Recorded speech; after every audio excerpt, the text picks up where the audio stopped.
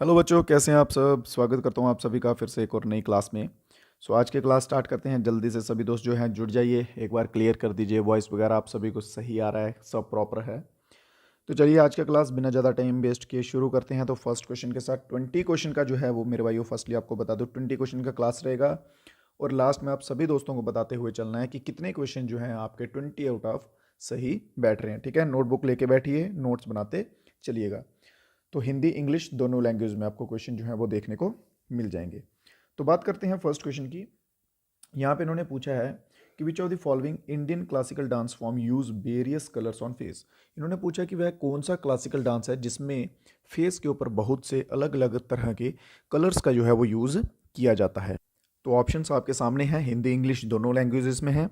सभी दोस्त जब आप आंसर देते हैं तो कमेंट बॉक्स नीचे खुला रहेगा। ठीक है, तो कमेंट बॉक्स में अपने साथ साथ में आंसर जो है वहाँ पे लिखते जाएं। ठीक है, तो बात की जाए कौन सा वह क्लासिकल डांस है, तो वह रहेगा कथकली। कथकली में जो है बहुत से रंग जो है वो फेस के ऊपर लगाए जाते हैं। और बात की जाए कथकली जो है वो कौन सी स्टेट का है, तो कथकली है केरला का।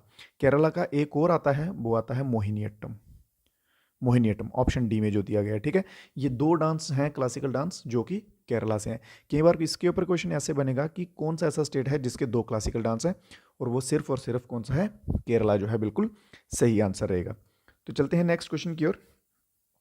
आज की क्लास का सेकंड क्वेश्चन क्या कहता है, रामानुजाचार्य जो है, ठीक है, उनका एक स्टैचू बना हुआ है जिसे स्टैचू ऑफ इक्वेलिटी कहा जाता है। रामानुजाचार्य का एक स्टैचू बना है जिसे स्टैचू ऑफ इक्वेलिटी कहा जाता है।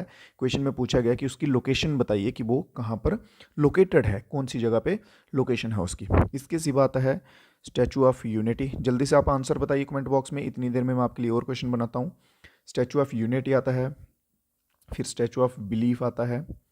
ठीक है चलिए, तो स्टैचू ऑफ यूनिटी जो है ये किसका है, वल्लभ भाई पटेल का है, जिसकी हाइट जो है 597 फीट की है। और स्टैचू ऑफ बिलीफ जो है ये किसका है, लॉर्ड शिवा का है। लॉर्ड शिवा का स्टैचू है जिसकी हाइट जो है वो 369 है। स्टैचू ऑफ बिलीफ जो है ये कहाँ पर आता है, ये आता है राजस्थान में। सभी दोस्त जो है वो साथ साथ में नोट्स बनाते जाइए ताकि एग्जाम के पहले आपको प्रॉब्लम ना आए, आप जल्दी से जो है क्विक रिवीजन जिसे कहते हैं वो आप कर सकें। और बात की जाए स्टैचू ऑफ यूनिटी की, ये कहाँ आएगा, ये आएगा गुजरात में। ठीक है, गुजरात में ये आएगा। और अभी आते हैं हम अपने क्वेश्चन के ऊपर। स्टैचू ऑफ इक्वेलिटी मेरे भाइयों ये Telangana, option number C Telangana बिल्कुल सही आंसर रहेगा। स्टैचू ऑफ इक्वेलिटी तेलंगाना में लोकेटेड है। बात करते हैं अपने अगले क्वेश्चन की। वुड डिस्पैच करके, जो कि एक ब्रिटिशर्स का टर्म है। ठीक है, वुड डिस्पैच जो कि इस कोर्ट में भेजा गया था, कोर्ट ऑफ डायरेक्टर के द्वारा ईस्ट इंडिया कंपनी को 1854 में, जो कि किसके रिलेटेड था। ठीक है, और ये था इंडियन एजुकेशन के रिलेटेड, इंडियन एजुकेशन के रिलेटेड था, जिसमें कि क्या हुआ था कि इंग्लिश जो है, इंग्लिश लैंग्वेज को मीडियम बना दिया जाएगा। जैसे आजकल आप देखते हैं, आपने स्कूल्स में एडमिशन लेना होता है, सबसे पहले पेरेंट्स जो है वो क्या देखते हैं कि स्कूल जो है वो हिंदी मीडियम है कि इंग्लिश मीडियम है। ठीक है ना, तो उसके बेस पे जो है एडमिशन लिया जाता है कि आजकल सभी बच्चे जो हैं, सभी लोग जो हैं प्रेफरेंस दे रहे हैं इंग्लिश को, क्योंकि ट्रेंड ही वैसा चल रहा है। तो ये जो स्टार्टिंग हुई है इस चीज़ की, ये इन्हीं के द्वारा हुई है, जिसे वुड डिस्पैच कहा जाता है, जिसमें कि इंग्लिश जो है इन्होंने मस्ट कर दी थी, कंपलसरी कर दी थी। यहाँ तक बात क्लियर है। इसे एक और नाम से जाना जाता है, वुड डिस्पैच को एक और नाम से जाना जाता है, इसे जाना जाता है मैग्ना कार्टा के नाम से। मैग्ना कार्टा के नाम से इसे जाना जाता है। ठीक है, क्लियर है। क्वेश्चन देखिए, आपको सभी टाइप के क्वेश्चन जो है मेरे भाइयों एग्जाम के पहले क्लियर हो जाएंगे, कवर हो जाएंगे। अब बात रहेगी आपके ऊपर कि आप क्लास को जो है वो कितना ध्यान से सुनते हैं, कितना ध्यान से पढ़ते हैं, और नोट्स जो है वो मेनली सबसे कैसे बनाते हैं। ठीक है, चलिए नेक्स्ट क्वेश्चन के ऊपर चलते हैं। नेक्स्ट क्वेश्चन क्या कहता है, वावर के ऊपर क्वेश्चन है भाई। ठीक है, मोस्ट इंपॉर्टेंट रहेगा, सभी बच्चे ध्यान से सुनिएगा। ठीक है, यहाँ पे उन्होंने पूछा है कि अगेंस्ट वोम डिड वावर फाइट बैटल ऑफ कानबा। बाबर के 4 युद्ध जो हैं वो मेन रहते हैं, जिनमें बाबर ने लगातार आप कह सकते हैं जीत जो है वो दर्ज की है। ठीक है, तो यहाँ पे बैटल ऑफ कानबा की बात की गई है। मैं इसकी आपको एक ट्रिक बताता हूँ याद करने की। ठीक है, बाबर के युद्ध 1, 2, 3 और 4। ठीक है, ये फोर बैटल्स हैं बाबर की। पान खा घर चल, पान खा जस्ट मिनट चलगर। ठीक है, पान खा चलगर, ये आप याद रखिए तो समझिए आपको बाबर्स के बैटल जो है वो याद हो जाएंगे। पान पी से पान, पान, पान से क्या हो गया पानीपत, ठीक है, पान से क्या हो गया सबसे पहले आ गई पानीपत। फिर खा, खा से खानबा, खानबा हो गया। फिर चा, चा से चंदेरी, ठीक है, चंदेरी की बैटल हो गई। फिर उसके बाद गर, गा, जी से हो गया गागरा, ठीक है, गागरा। ये 4 बैटल जो हैं ये सबसे पहली हैं जो कि बाबर के द्वारा लड़ी गई हैं और कंटिन्यू जीती गई हैं, ठीक है। और अगर इनके पीरियड की बात कर ली जाए तो ये इनका टाइम पीरियड जो है वो कौन सा रहेगा, 1526 से स्टार्ट हुई हैं, ये 27 में हुई है, ये 28 में हुई है, ये 29 में हुई है। यहाँ तक क्लियर है। और बात कर ली जाए किस किस के साथ हुई है, ये हुई है लोदी के साथ, इब्राहिम लोदी के साथ। दूसरी जो है ये हुई है राणा सांगा के साथ, ठीक है, राणा सांगा के साथ। मैं बोल रहा हूँ आपको, बात सुनते जाइएगा क्योंकि यहाँ पे स्पेस कम है तो लिखने में हो रहा है, ठीक है। तो तीसरी जो है, तीसरी हुई है मेडिनेरी के साथ, और फोर्थ जो है ये हुई है अफगान के साथ। क्लियर है, यहाँ तक याद हो गया। ये ट्रिक की मदद से अब आपको क्वेश्चन ये याद नहीं भूलना चाहिए, बस इतना सा याद रखिए, पान खा चल गर, ठीक है।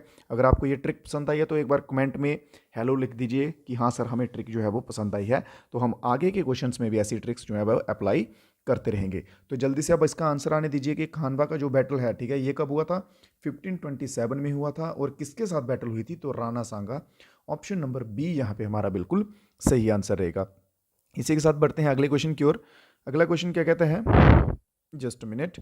अगला क्वेश्चन कह रहा है कि इलेक्ट्रोमैग्नेटिक वेव्स को सीक्वेंस वाइज लगाना है लॉन्गेस्ट वेवलेंथ से शॉर्टेस्ट वेवलेंथ की ओर, लॉन्गेस्ट वेवलेंथ से शॉर्टेस्ट वेवलेंथ की ओर।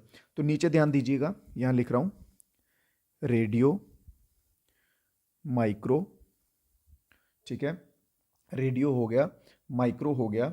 इसके बाद आप लिखिए इंफ्रा, इंफ्रा रेडेड होता है, ठीक है। फिर विजिबल, फिर विजिबल, विजिबल के बाद यूवी आएगा, फिर एक्स आएगा, एक्स रेज, और फिर आएगा गामा रेज, ठीक है। आपको मेरे भाइयों सब टाइप से करवाऊंगा, इजीली करवाऊंगा समझा के, बस आपका जो है वो फोकस होना चाहिए क्लास पे। तो यहाँ से बात करते हैं लॉन्ग की, ठीक है। लॉन्ग से हमने शुरू किया है और शॉर्ट पे हम आके रुके हैं। तो बात कर ली जाए, ये इनका सीक्वेंस है, ठीक है, ये इनका सीक्वेंस है। तो सबसे अगर बात की जाए सबसे लॉन्गेस्ट जो है वो कौन सा है, तो रेडियो वेव्स।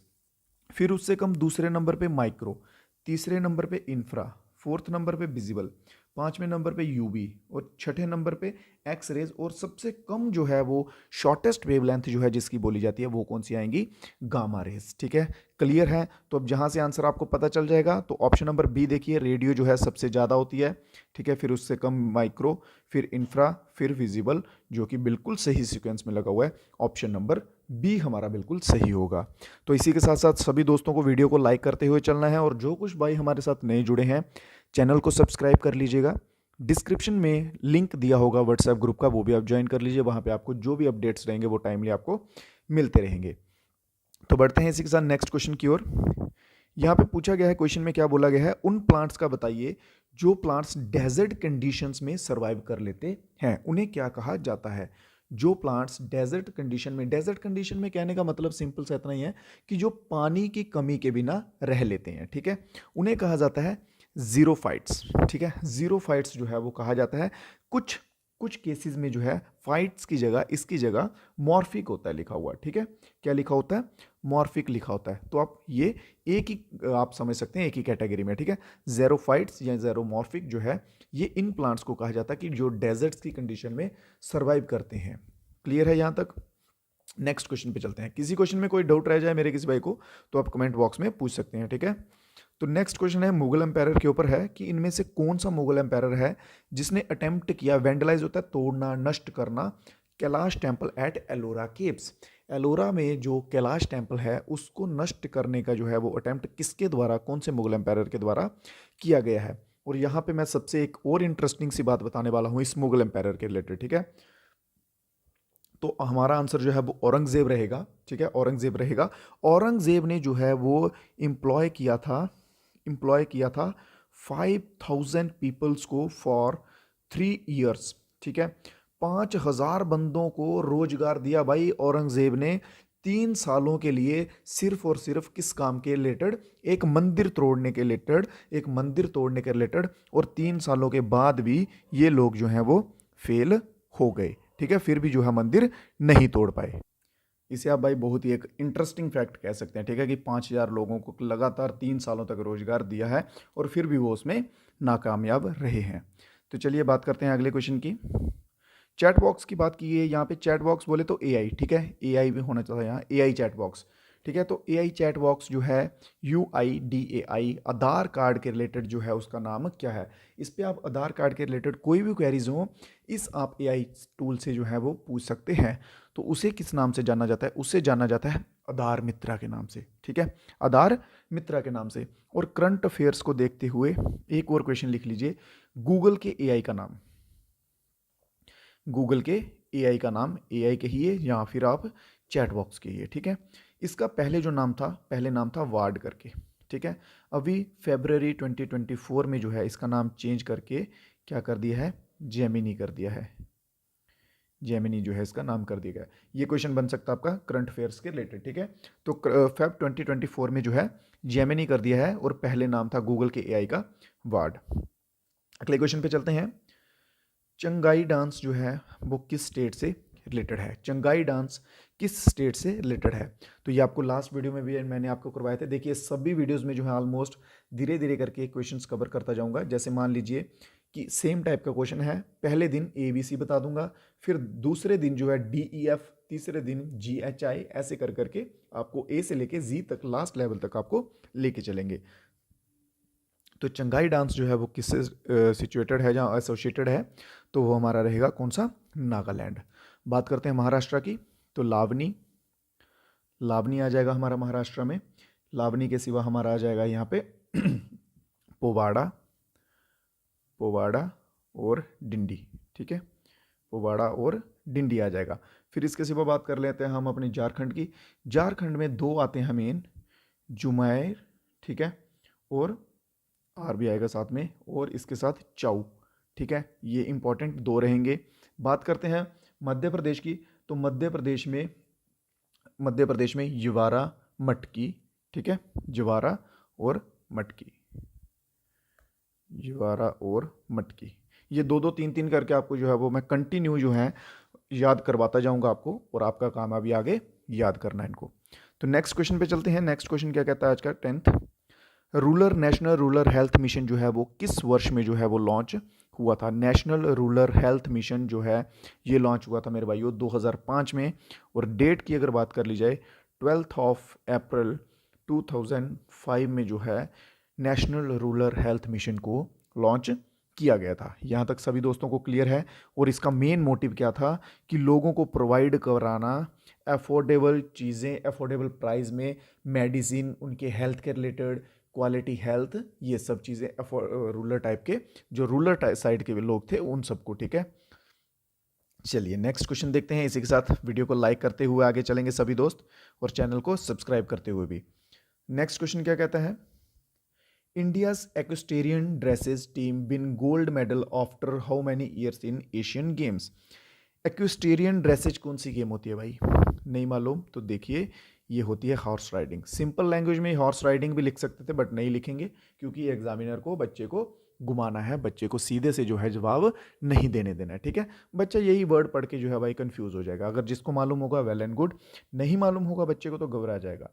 तो इसकी बात की जाए तो ये 41 ईयर्स के बाद जो है हमें गोल्ड मेडल मिला है, 41 ईयर्स के साथ। तो ऑप्शन नंबर बी जो है इसमें बिल्कुल हमारा सही होता हुआ दिखेगा। तो नेक्स्ट क्वेश्चन पे चलते हैं। नेक्स्ट क्वेश्चन, जोया फैक्टर जो नॉवल है, the Zoya Factor novel is written by, Zoya Factor novel जो है ये किसके द्वारा लिखी गई है। चलिए जल्दी से बताइए, और साथ साथ में मेरे भाइयों सभी दोस्त कमेंट बॉक्स में आंसर भी देते जाया करो कि आपके क्वेश्चंस जो हैं वो कितने सही हुए हैं, क्लास जो है वो आपको कैसे लग रहे हैं, समझ आ रहे हैं कि नहीं आ रहे हैं, ठीक है। वो सभी आपको बताना है क्लास में, ताकि फिर मैं उस हिसाब से जो है क्वेश्चंस का आप कह सकते हैं लेवल जो है वो इंक्रीज़ करूं, डिक्रीज़ करूं, जो भी रहेगा आपके ऊपर, ठीक है। तो वो सभी आपको बताना होता है, कमेंट जो है वो क्लास में ज़रूर करने होते हैं कि क्वेश्चंस आपको कैसे लग रहे हैं, ठीक है। तो बात करते हैं जोया फैक्टर की।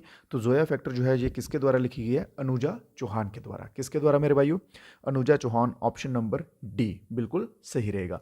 फिर इसके सिवा बात करते हैं हम गीतांजलि और चित्रा की। रविंद्रनाथ टैगोर जी के द्वारा ये दोनों जो हैं वो लिखी गई हैं बुक्स, ठीक है। गीतांजलि और चित्रा जो है रविंद्रनाथ टैगोर के द्वारा। बात कर ली जाए रघुवंशा की, ठीक है, तो ये लिखी गई है किसके द्वारा? कालिदास के द्वारा, कालिदास के द्वारा। और अकबरनामा की इसके बाद बात की जाए तो अकबरनामा अबुल फजल, अबुल फजल। एक एक आपसे क्वेश्चन करना चाहता हूँ मैं, ठीक है। आप मेरे को एक चीज़ बताइए कि जैसे अभी हम मिक्स चल रहे हैं, कि मिक्स टॉपिक वाइज क्वेश्चंस चल रहे हैं, वैसे आपको कंफर्टेबल है इस तरह से हम चलने दें कि आपको स्पेसिफिक टॉपिक वाइज क्वेश्चन चाहिए? अगर आपको स्पेसिफिक टॉपिक वाइज क्वेश्चन चाहिए तो डेफिनेटली हम टॉपिक वाइज क्वेश्चन जो हैं वो भी आपको कवर करवा देंगे, ठीक है। कमेंट बॉक्स में आप सभी मेरे को बता दीजिएगा। तो चलते हैं इसी के साथ अपने अगले क्वेश्चन के ऊपर। तो मेरे भाइयों, बात की गई है इसमें हम सभी के प्यारे कैचअप्स की, ठीक है, कैचअप्स जो हम सभी खाते हैं, सैलड्स की बात की गई है, बेवरेजेस की बात की गई है, ठीक है। तो यहाँ पे बोला क्या गया है कि सोडियम का वह कौन सा सबसे आप कह सकते हैं पॉपुलर वेरियस है जो कि हम इन सभी में डालते हैं, ठीक है। सोडियम डालते हैं सॉसेज में, सैलड्स में, बेवरेजेस में, ठीक है। बेवरेजेस क्या होते हैं? जैसे कोल्ड ड्रिंक हो गया, आइसक्रीम हो गया, ठीक है, ये सभी जो है ये बेवरेजेस में आते हैं। तो सोडियम बेंजोएट जो है, ऑप्शन नंबर डी हमारा बिल्कुल इसमें सही रहेगा। सोडियम बेंजोएट का जो है हम मोस्टली जो है सबसे ज़्यादा यूज़ करते हैं। और ये मोस्टली किन में यूज़ होता है? ये एसिडिक, ठीक है, जो एसिडिक नेचर के होते हैं, एसिडिक फूड कह सकते हैं आप, उनमें ये सोडियम बेंजोएट जो है वो सबसे ज़्यादा यूज़ होता है। तो ऑप्शन नंबर डी यहाँ पे हमारा बिल्कुल सही रहेगा। यहाँ पे बात की गई है क्वेश्चन नंबर 114, जिससे जो कि आज की क्लास का 14th नंबर का क्वेश्चन है। तो यहाँ पे लैगून लेक जो है वो कौन सी नहीं है? ये क्वेश्चन सेकंड टाइम रिपीट हो रहा है, ठीक है। तो लोकतक जो है, लोकतक लेक लैगून एक नहीं है। लैगून कौन सी लेक्स होती हैं? लैगून क्या होते हैं? जो कि आप कह सकते हैं एक बैरियर रीफ के द्वारा, एक आइलैंड के द्वारा जो है लेक का एक पार्ट जो है अलग कर दिया जाता है और वो कवरिंग में आ जाता है, उसे कहते हैं लैगून, ठीक है। तो इनमें लोकतक जो है ये नहीं आएगा। तो हम चलते हैं अभी अपने नेक्स्ट क्वेश्चन पे। किसी क्वेश्चन में किसी भाई को कोई डाउट रह जाए तो कमेंट बॉक्स में पूछ लेना, ठीक है। तो यहाँ पे बात की गई है theory seeks to explain why firms prefer FDI over licensing.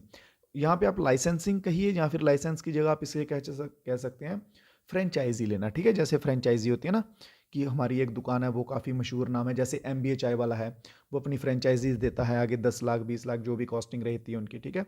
तो उस टाइप का ही होगा ये। तो FDI का क्या मीनिंग होता है? FDI का है फॉरेन डायरेक्ट इन्वेस्टमेंट। यहाँ पे फॉरेन मार्केट के रिलेटेड बात की जा रही है कि फॉरेन मार्केट में FDI को जो है वो प्रेफरेंस क्यों दी जाती है ज़्यादा एज कंपेयर टू लाइसेंसिंग या फिर फ्रेंचाइजी, ठीक है, उसमें फॉरेन मार्केट में एंटर करने के लिए। तो इस थ्योरी को जो है वो क्या कहा जाता है? क्वेश्चन क्लियर है आप सभी को? एक बार फिर से रिपीट कर रहा हूँ, सुनिए। क्वेश्चन में इन्होंने बोला है कि FDI को लाइसेंस से ज़्यादा मान्यता जो है वो क्यों दी जाती है बाहर के फॉरेन के देशों में, ठीक है, फॉरेन मार्केट में, उनकी मार्केट में एंटर करने के लिए। और इस थ्योरी को हम क्या कहते हैं? इस थ्योरी को हम कहते हैं इंटरनेशनलाइजेशन थ्योरी। इंटरनेशनलाइजेशन थ्योरी, जो कि हमारा ऑप्शन नंबर डी बिल्कुल सही आंसर रहेगा। और इसका यूज क्यों किया जाता है? मेनली यूज किया जाता है इसका कॉस्ट, ट्रांजैक्शन कॉस्ट को मेंटेन करने के लिए, ठीक है। सॉरी, ट्रांजैक्शन नहीं, ट्रांसपोर्टेशन रहेगा यहाँ पे। ट्रांसपोर्टेशन कॉस्ट को मेंटेन करने के लिए इसका यूज जो है वो किया जाता है। क्लियर है यहाँ तक? किसी भाई को कोई डाउट जो है वो नहीं रहना चाहिए, ठीक है। तो लाइक वीडियो को और चैनल को सब्सक्राइब करते हुए आगे बढ़ेंगे आगे की क्लास में। तो नेक्स्ट क्वेश्चन है जीस्ट के रिलेटेड क्वेश्चन है कि yeast produce dash gas during respiration. जिन जिन भाइयों को आंसर मालूम है जल्दी से कमेंट बॉक्स में अपना आंसर आने दीजिए। तो यीस्ट जो है वो कौन सी गैस जो है वो रेस्पिरेशन के दौरान प्रोड्यूस करता है? देखिए यहाँ पे यीस्ट वाला में दो चीज़ें आती हैं, एक आता है एरोबिक और एक आता है एनएरोबिक, ठीक है, ये याद रखिए। एरोबिक होता है जो ऑक्सीजन के साथ रेस्पिरेशन करता है, एनारोबिक होता है विदाउट ऑक्सीजन। इनमें कार्बन डाइऑक्साइड मेन रहेगा, ठीक है, CO2 दोनों में आएगा। एंड एक एक गैस और आती है, एरोबिक में आती है ऑक्सीजन और एनारोबिक में आती है अल्कोहल, ठीक है, याद रखिएगा। अगर पूछ लिया जाए एनारोबिक में कौन सी आएंगी तो कार्बन डाइऑक्साइड और अल्कोहल, एरोबिक में कौन सी आएगी कार्बन डाइऑक्साइड और ऑक्सीजन। तो यहाँ पे पूछा है सिंपल, मेनली जो है वो कौन सी आ रही है, दोनों में जो कॉमन आ रही है वो आ रही है कार्बन डाइऑक्साइड। तो हमारा ऑप्शन नंबर डी जो है इसमें बिल्कुल सही रहेगा। अब कोई बच्चा मेरे से ये सवाल मत कीजिएगा कि सर ऑक्सीजन क्यों नहीं हो सकता, अल्कोहल क्यों नहीं हो सकता, क्योंकि भाई ऑप्शंस में भी नहीं दिया हुआ है, ठीक है, क्लियर। नेक्स्ट क्वेश्चन क्या कहा गया, नेक्स्ट क्वेश्चन को देख लीजिए। इन्होंने कहा है कि सिंपल हमें ये पेयर्स को मैच करना और बताना है कि क्या ये सही है। क्या हम स्पेलन को ग्रेवयार्ड ऑफ आरबीसी कहते हैं और ऐसे नोट्स को नेचुरल पेसमेकर ऑफ हार्ट कहते हैं, बिल्कुल सही, ठीक है। स्पेलन को हम ग्रेवयार्ड ऑफ आरबीसी कहते हैं और ऐसे नोट्स को हम नेचुरल पेसमेकर ऑफ हार्ट जो है इसके नाम से जानते हैं, ठीक है। और ऐसे नोट्स को हम सिनो एट्रियल के नाम से भी जानते हैं, ठीक है, सिनो एट्रियल के नाम से भी से हम ऐसे नोट्स को जानते हैं। तो इसमें हमारा आंसर क्या रह जाएगा, बोथ 1 and 2 आर करेक्ट, इनमें दोनों जो है वो बिल्कुल सही है। तो चलिए अगला क्वेश्चन आज का देखते हैं, कैश रिजर्व रेशो। तो कैश रिजर्व रेशो जो है मनी कंट्रोल करता है, सप्लाई जो करता है वो क्वालिटेटिव में आता है कि क्वांटिटेटिव में आता है, ठीक है।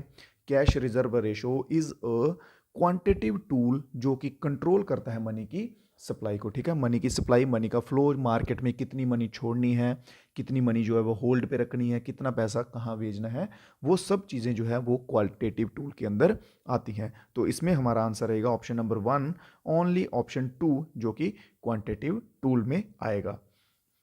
तो चलते हैं हम अपने नेक्स्ट क्वेश्चन पे। बैंक के लिए क्वेश्चन में पूछा गया है, देखिए मैं आपको कई बार क्या करता हूँ कि क्वेश्चन जो है वो सीधा बता देता हूँ पढ़े बिना, ठीक है, क्योंकि उसमें पढ़ने में ज़्यादा टाइम वेस्ट होता है, ठीक है। आप नॉर्मली आराम से पढ़ सकते हैं। तो वो आपको तरीका जो है वो ठीक लगता है कि नहीं, या फिर क्वेश्चन रिपीट करने की ज़रूरत है। अगर आपको क्वेश्चन चाहिए तो आप कमेंट बॉक्स में बता सकते हैं, तो क्वेश्चन भी डेफिनेटली रिपीट हो जाएगा, ठीक है।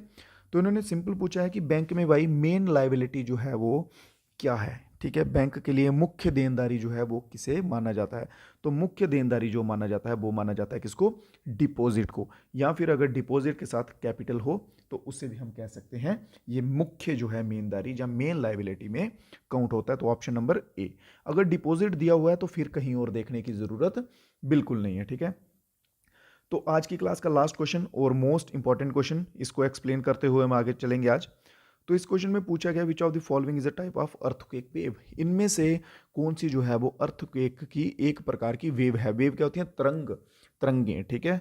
तो इनमें से कौन सी जो है एक अर्थक्वेक की टाइप वेव है। तो अर्थक्वेक में दो टाइप्स की होती हैं, देखिए एक पी वेव्स होती हैं और एक एस वेव्स होती हैं। अब ध्यान से सुन लीजिएगा, इसके ऊपर जो है वो क्वेश्चन बनता है, ठीक है। पी वेव्स जो होती हैं ये फास्ट होती हैं, एस वेव्स जो होती हैं ये स्लो होती हैं, ठीक है। पी वेव्स जो हैं ये सभी फॉर्म्स में से निकल जाती हैं, सॉलिड में से, लिक्विड में से, गैस में से, और एस वेव्स जो हैं ये सिर्फ सॉलिड में से जाती हैं। और मोस्ट डिस्ट्रक्टिव वेव, जिनसे ज़्यादा नुकसान होता है, जिनसे बिल्डिंगें टूटती हैं, घर टूटते हैं, ये वो जितना भी ज़्यादा डिस्ट्रक्शन होता है वो कौन सी वेव से होता है, एस वेव से। एस वेव खतरनाक वेव जिसे हम कह सकते हैं, जो जबरदस्त वाली वेव है वो होती है एस वेव, ठीक है। यहाँ तक क्लियर है सभी दोस्तों को, पी वेव और एस वेव में डाउट क्लियर हो गया। तो हमारा आंसर भी इसमें पी वेव जाएगा, क्योंकि C wave, B wave, D wave ये कोई वेव्स नहीं होती हैं। यहाँ तक सभी दोस्तों को क्लियर है। आज की क्लास के क्वेश्चंस जो है मेरे भाई वो हो चुके हैं। सभी दोस्त जाते जाते एक बार बता दीजिए कि 20 आउट ऑफ जो है वो आपके कितने क्वेश्चंस जो हैं वो हुए हैं, ठीक है। तो इसी के साथ आज का क्लास हम स्टार्ट करेंगे अपना ख़त्म। और सभी दोस्त एक बार वीडियो को लाइक कर दीजिएगा, ठीक है, याद से। और जो कुछ भाइयों ने अभी तक सब्सक्राइब नहीं किया है, और वीडियोस के लिए, आने वाले अपडेट्स के लिए चैनल को सब्सक्राइब कर लीजिएगा, ताकि आपकी कोई भी क्लास जो है मेरे भाइयों वो मिस ना हो। तो मिलेंगे हम नई वीडियो में नए क्वेश्चंस के साथ, तब तक के लिए दीजिए इजाज़त। जय हिंद, जय भारत।